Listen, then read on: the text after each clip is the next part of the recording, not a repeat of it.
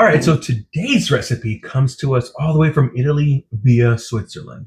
A couple years back, I was living in Switzerland. The person I was staying with was a 70-year-old man from Naples. His name was Pasquale Napolitano. Shout out to Pasquale. We would have lunch almost every single day, and I would say about once a week he would make this particular recipe for me. We got pasta.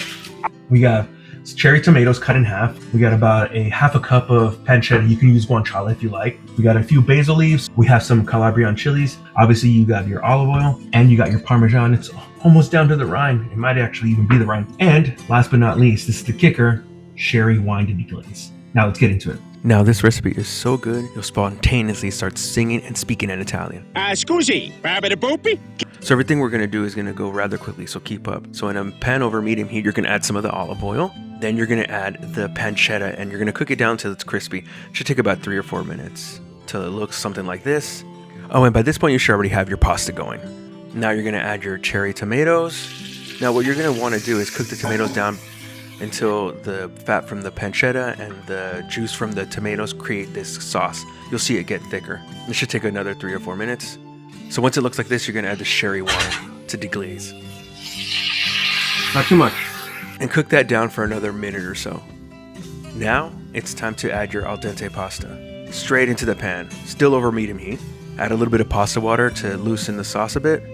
Now continue to cook the pasta, the sauce, the tomato, and everything all together till it kind of comes together. Look at how beautiful that looks. Now you're gonna add some pepper. You don't need to add salt because there's salt from the pasta, and we're gonna add a ton of Parmesan into it.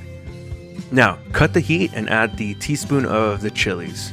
I like it a little bit more spicy, so you can add a little bit more. Now continue to stir that with the heat off, and then at the very end, add the basil, chiffonade. Now what's chiffonade, you might ask? Good question, and I'm glad you asked it. You're gonna grab your biggest leaf, and then go down to your smallest leaf. Basically a Russian nesting doll of basil. Then you're gonna roll it up like you know, and then you're gonna slice it into small little strips, and that's how you chiffonade. All right, now you can add as much Parmesan as you want. We're gonna add some more later, so do not worry about it. And now it's time to plate. Now I put a bunch more Parmesan in here. How much? Does not even matter. And that's it, guys. From start to finish, it took me about 20 minutes. I think the thing that took the longest was actually getting the water to boil for the pasta. And this is how you make pasta alla Pasquale. Thanks so much. You don't need a spoon. You don't need that. I put too much Calabria.